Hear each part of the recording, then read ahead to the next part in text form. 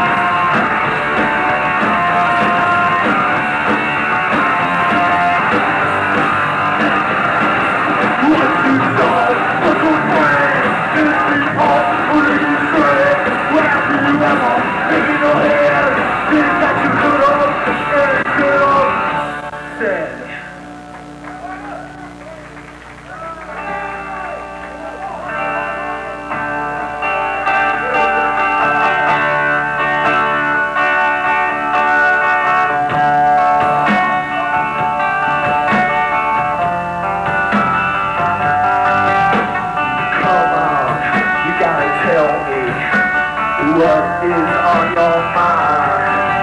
Don't leave me wondering what I am gonna find.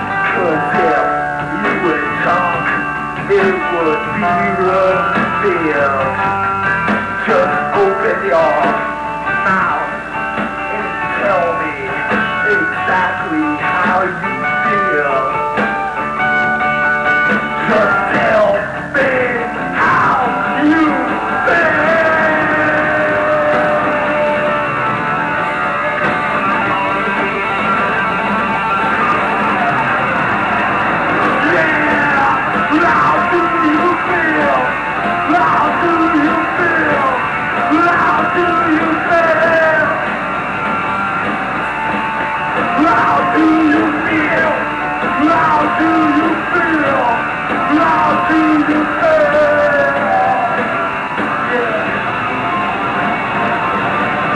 Yeah, I played on this band Stillborn. I played guitar in that, like, I don't know, a very, very long time ago. And I played drums in a band called Altercation, which people would probably have heard of, some people anyway. An evil skinhead band that I'm not too proud of. I became a member of Supertouch when I saw an ad in the Village Voice. It said bass player wanted, and I had heard of the band. So, you know, I gave Andy, the drummer, a call. And, you know, I was the first guy who called, and we practiced. It sounded good, and, you know, I got in the band. It's pretty simple. I met Mark because we went to high school together. And he was in Death Before Dishonor at that time. And when Step In, DVD had broken up. It took a little while, but we got together, and we had other members at the time. We didn't have Andy at that time, and it just grew into the lineup we had now. We called it DVD when we were together still, but it was Supertouch. I was in another band before that, and they broke up, and was trying to get a new band together. And I was friends with John in high school, and we started playing together with a couple other people who were temporary. And then I saw Andy playing in another band, and that band broke up, and I asked Andy if he wanted to play with us. And then we had another temporary bass player, and then we went through a string of temporary bass players and found Joe through the Village Voice. He gave us a call, we put him in there. I think they're gonna make it like bigger than some bands already that are out there. The song is about the third digit and the number alphabet.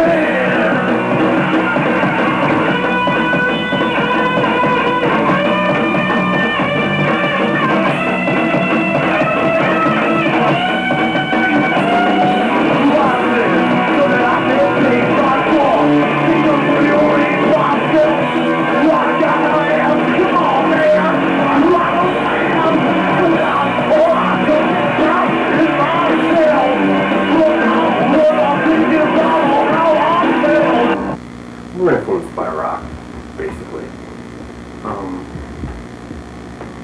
I'd say a little metal. Yeah. I know the other guys are into funk. I don't really listen to it that much. I like it. Rap, I think rap kind of influences our approach. Maybe not musically or style-wise, but it is an influence on our playing.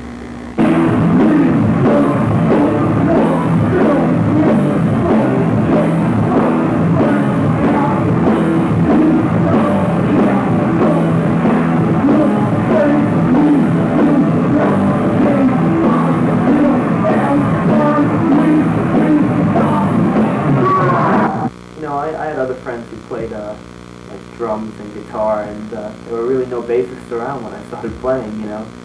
I was around like 14 or 15, maybe 16 the latest, and you know, not too many people play bass at that age. Usually it's just guitarists and drummers start around that age, and I don't know, every bass player I've met seems to have picked it up around 18 or so. Large vocals, they're shit on a 7-inch. yeah, they're kind of weak on a 7-inch, but I like them. It's different, you know, instead of just screaming into the microphone like a lot of bands do. But you know, I'm not at the stage where I'd like to be vocally, but you know, it'll do for now. But I keep getting better and better month by month. You know, I think a lot about what I'm singing, and think of ways to improve my vocals, and I think of things that mess me up when I'm singing, you know, and what to do that, you know, like my bad habits and stuff like that.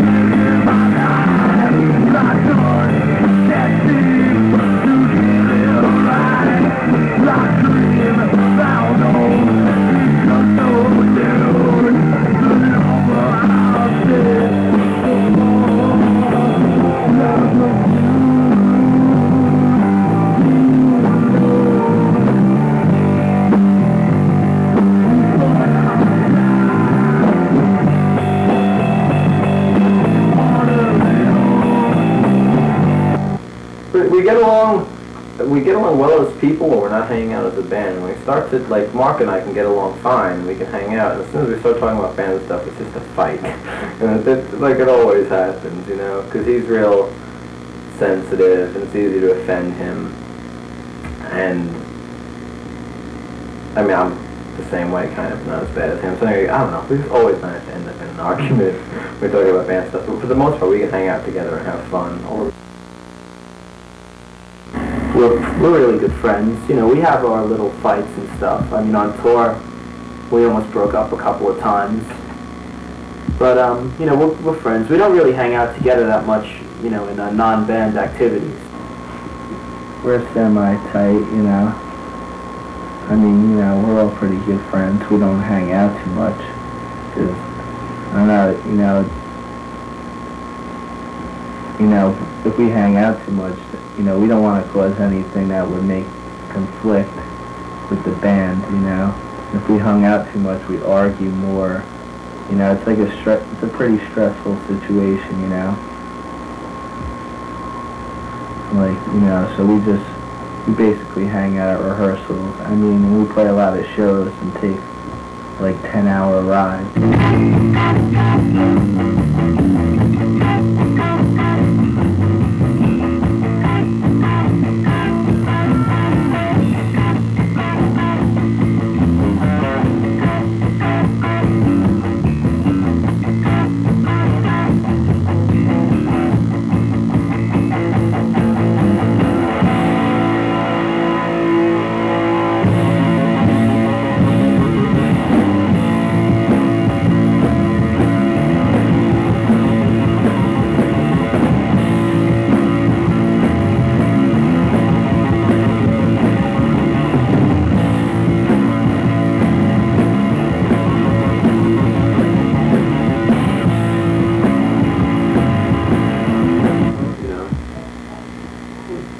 Musically, you know, we just write what sounds good to us. Rock and roll. I mean, music at 84 always borrows from other genres. I mean, hardcore always borrows from like the early punk and from the 70s punk and 70s punk borrows from 60s punk, etc., etc. So people are going to be redefining and re-evaluating old styles and incorporating it into the new styles. I just hope we can have a lot more people thinking again about creating something different, something challenging, like in the early 80s. And I'd say I've been around the hardcore scene since I was around 14 years old. I'm 20 now, I'll be 21 in August, and it's definitely changed over the years, definitely. Because back then, you know, hardcore is good because it's an American-started movement, you know. It's not like, you know, something the kids started up, you know, just to have fun, just to pass the time. It started out underground, but now, I'd say today it's like kind of like a fad to be the hardcore, you know. It's lost its touch, I'd say. And also there are now a lot of different factions involved. They're 15 years old, they don't know what they're talking about, they show up for the straight edge bands. If the band has bald hair, they show up. They don't show up for any of the good bands. Sorry, Social D is playing next Thursday, right? Mm-hmm. Social Distortion, they've been around since '79. They're a great punk rock band, they've been around forever, they're wonderful. Any of these people will be there? No, they show up for like, oh, you're bald, I'll show up, you know. I don't like it. Downhill. It's gone downhill, it's become really commercialized and trendy, it's like a fad.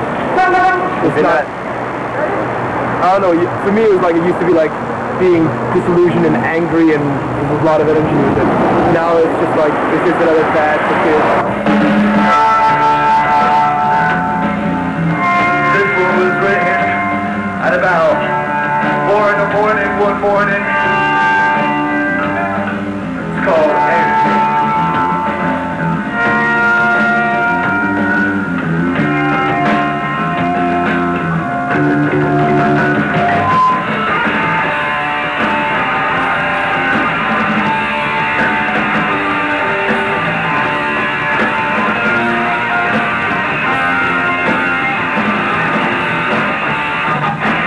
Well, I was drinking.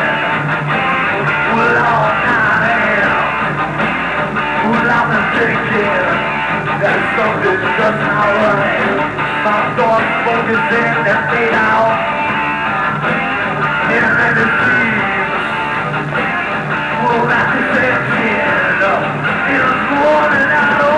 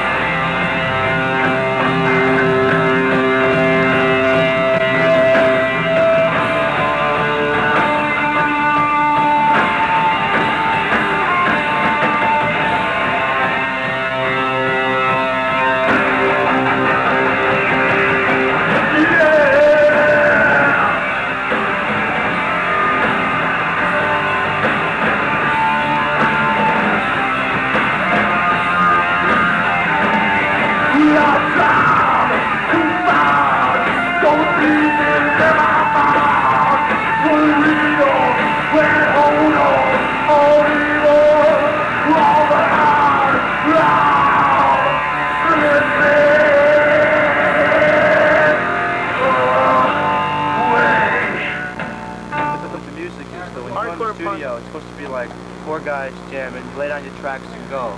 Nowadays it's like, oh, let's put this track on, let's overdub this. It's too much music, just be simple, you know? Hardcore should not be about getting $800 guarantees and three packs of beer, which certain formerly underground hardcore bands who used to play CBGBs, you know, and smaller shows now get. We really don't think about it. We just play whatever, you know, we write. We really don't think about what style of music we're playing. We just play, and you know, we hope people like it. And if they don't, you know, we can't really be concerned, you know. We just have to play what we like. Bands coming out now which are trying to sort of go back to the old image of what, you know, we hold in our minds. There are bands now like Born Against and Citizen's Rest. These are bands that have good lyrics, good music, and they're just out there to have fun and, you know, do it what it's, you know, the original idea of it was, not to get onto a big label and get this huge audience. The old scene is dead. What keeps us around is there's still a little spark of life left in it. There's still a little bit of that purity and that energy and that anger and frustration. It's sort of like that's still there. It's a fad for most of the kids nowadays, but for some of them, like I get out there and like 90% of the crowd that's at our shows, they're all completely pretentious. However, those couple that are really into it and are really listening to what's going on, and it's really important to them. I mean, you could ask 100 people here what hardcore means to them, and they'll give you a different answer. But whatever it means to them as an individual, it's got to be everything.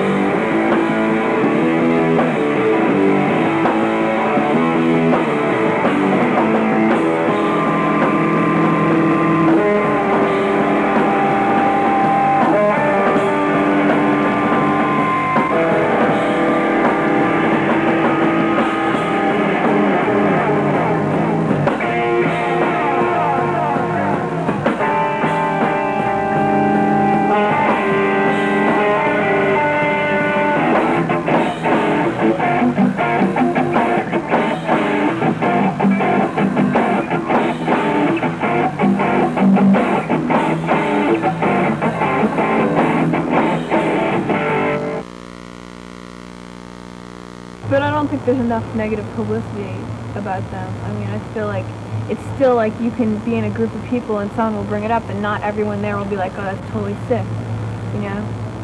Like there should be more like people saying racism sucks, like instead of not saying anything again. You know, I find a lot of people don't speak out about it. Yeah, some friends of mine in New York were part of like Sharpskins, and it used to be like a big movement, and now there's like 3 people who are still really into it. I think people are kind of giving up. You know, I mean, Sharpskins has kind of died down, and things have gotten kind of bad in New York, but no one, you know, the whole thing with Sharpskins, it got to be where, you know, they were being violent themselves, you know, so a lot of people dropped out of it because it was like a double-edged sword. It's like if you wore the Sharpskins patch, you could get beat up by someone who'd gotten beat up by another Sharpskin. If you didn't wear the Sharpskin patch, people thought you were racist because you had a shaved head. So a lot of people are really frustrated. You know, friends of mine in New York find themselves really frustrated with the scene because it seems like there's no way that you can, like, you know, there's no way to win. I think down south it's probably going to be more of a problem. I've been hearing that there's been a growing Nazi skinhead movement there, but there's so much hype going on with this Nazi skinhead stuff. I'm pretty hesitant to say anything is true about it. I myself, I'm a skinhead. I'm the first skinhead to a black. West Indies, so there's no problem. People try to, you know, play it off like, you know, oh, you can't be in this because you're black and this and that. There are very few people who do it. Those are usually the ones who are racist. fake skinheads, and they're usually beat down to the ground. They're not accepted. Now there are bands who are, the white power bands aren't even allowed to play, you know, around New York. They have to play like invitational gigs in warehouses. You have to stop eliminate fighting at shows. That's a big problem, because there was a club in Philly that was open. It was a really cool club, and then all these like the Nazi skinheads came and they fucked it all up. Well, there was one time in Philly when there was a lot of white power skinheads, and the singer Mark basically, you know, told him to fuck off. I mean, he shouldn't. He should use language like that, which you shouldn't. You should try to reason with him before you say I'll kick your ass or something like that. But they got a little uptight, and you know, the police had to be called, and supposedly they were waiting outside for us, but nothing happened from that. And I just got kind of upset, you know, that there was kids there with swastikas and, you know, white power symbols and stuff on their jackets. So I just started singing stuff for a song about, you know, them and, you know, why I don't like them and stuff like that. And then after the show, you know, well, whatever, 40 of them or so were waiting out front for me, you know, wanting to kick my ass or whatever. I got into it, I didn't know that there was any sort of political beliefs that went along with it. And I was into it for a long time, just, you know, kid with the, you know, the skinhead. It's like, oh, I thought it was something that, you know, was purely for hardcore music. And I started hanging out with people that, you know, were really into the politics of it, and I started learning about that and trying to be, you know, trying to fit into that group, saying a lot of things I didn't really believe in. Whatever, did that for a while, and then gave up on it. Realized how pathetic it was. The skinhead is just you shave your head and you wear a certain type of jacket. I mean, that really doesn't matter. That's just a fashion thing. I mean, it depends upon what your beliefs are. I mean, if you're like a heavy nationalist guy or, you know, a racist or something like that, then it could, you know, become a problem. But I mean, I have no problem with people looking like, you know, a skinhead. There's nothing wrong. Yeah, man, I'm bleeding. Or was, anyway. Come on. I got hit in the head about 5 times. All of a sudden I'm on the floor and there's people on my hands. I'm like, ah! That's why there's people there to pick you up. Yeah, well, no one's picking me up there if I'm standing on my hands. I don't know. I'm going to come back to me. That's what all those civilian shows are about. You're so into it. Breaking my hair.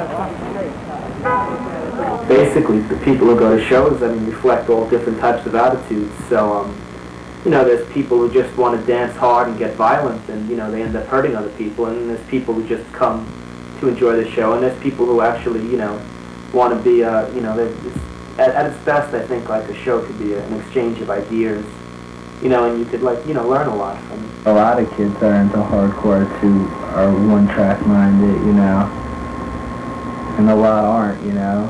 It's like, it's a weird scene, you know. You'll meet some of the coolest people you've ever met in your life, and you also meet some of the biggest jerks you ever met in your life too, you know. But, well, you know, everybody has their own opinion on what hardcore is, you know, and I guess everybody's entitled to their own opinion. But the way I look at it now, I just think of music.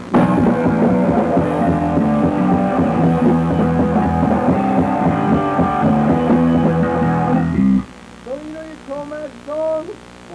I know one. You design when you're playing, or you just don't play that much? Why? Because the level is jumping up and down. You might have to fatten your sound up a little bit. But it's good action, because, you know, sometimes you hit harder than others. Yeah, maybe a little bit slow. Well, I was trying to figure out what he was doing.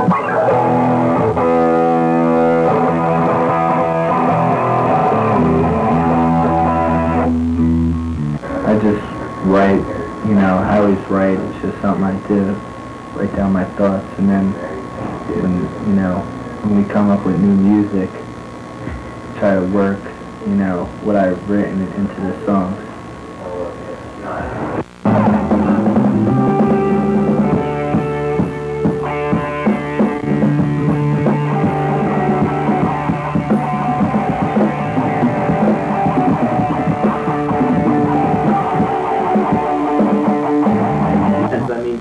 For a record, I mean, you know that what you play will be there for life. I mean, a demo tape, not too many people will get. So, you know, it could be, you know, things could get pretty tense. I mean, if you're trying to do something and you can't really get it, and you know, you could just sort of psych yourself out. But I mean, at its best, I think you could have a good time, you know, recording. As long as you don't psych yourself out. That's something that happened to me. And it's something that happens to Mark too, so.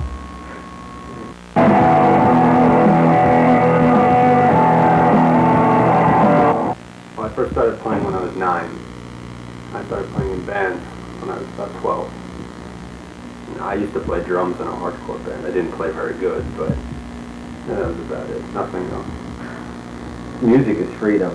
I would hope. I mean, unless you're just playing, you know, to get your record deal and get famous, which a lot of bands are. I mean, we're not. You know, of course, I'd love to get famous. I'd love to play the Garden. Actually, no, the Garden's too big. I'd like to play, like, the Ritz and stuff. That size is cool. The Garden would be a little bit overwhelming. But anyway, I mean, I'd like to get really big. I'd like to get a major record deal, as long as, you know, they're not screwing us. I would love to get really famous and have money and, like, have people digging the music I was playing and, you know, people respecting me because of it. I know, sorry about the past 2 weekends. It's not my fault. Supertouch is here. I don't know what to do. I can't tell you. Is that broke up? So, Todd left the band, he's back with Murphy's Law. Of course, they didn't tell me. Supposed to play an hour.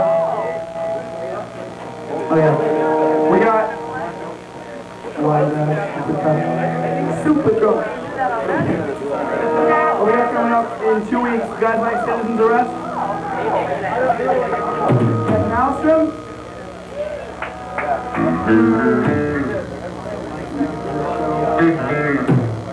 So anyway, that's the end of the last Sunday in July. It's right here.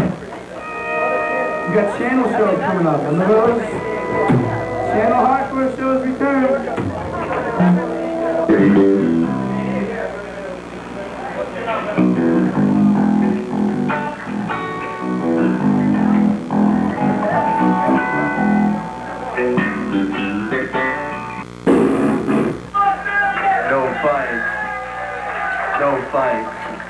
No fights.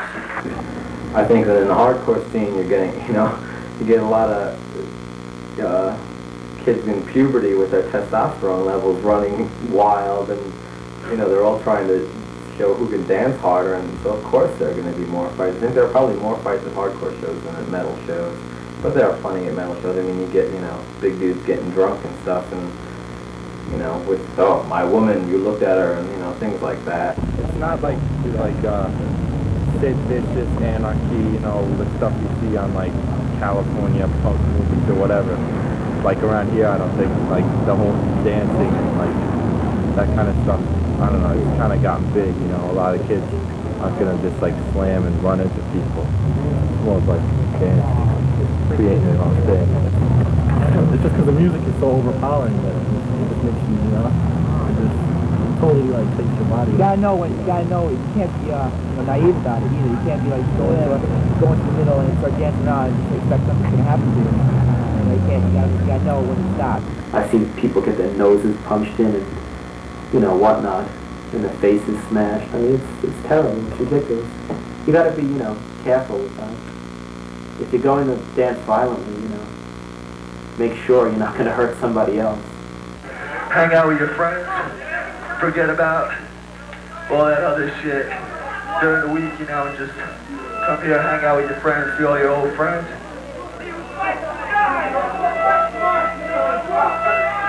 So, you know, don't, you know, if you have fights, you're gonna stop the shows, and we're just gonna be we're just gonna all like grow old and start working and, you know, just work. No place to hang out with your friends.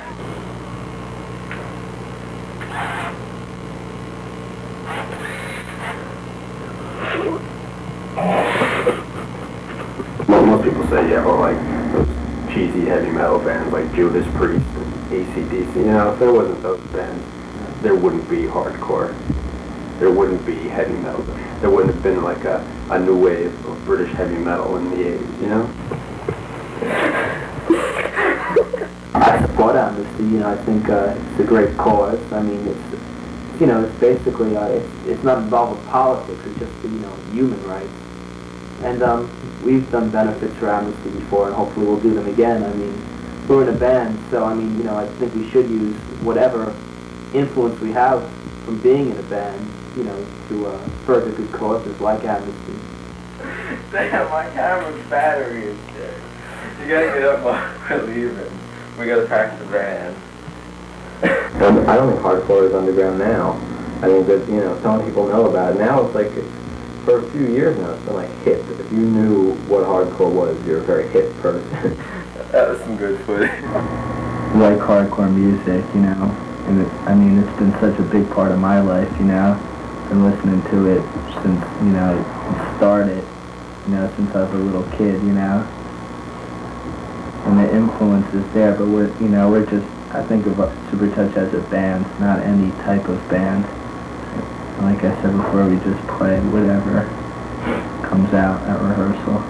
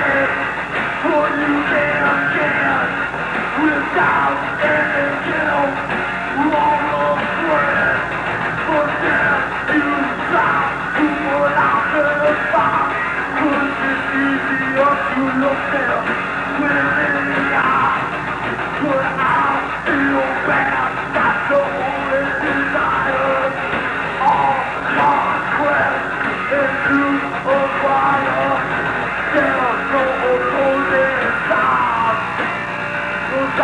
Thank